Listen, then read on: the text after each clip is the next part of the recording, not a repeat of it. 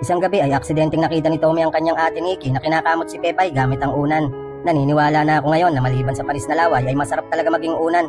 Kinabukasan, habang nakatambay sa tabing dagat ang magkapatid, lumapit ang kaibigan ni Nikki na nagngangalang Dennis. Tinanong ni Dennis kung pwede ba silang gumala mamayang gabi at kaagad naman pumayag si Nikki.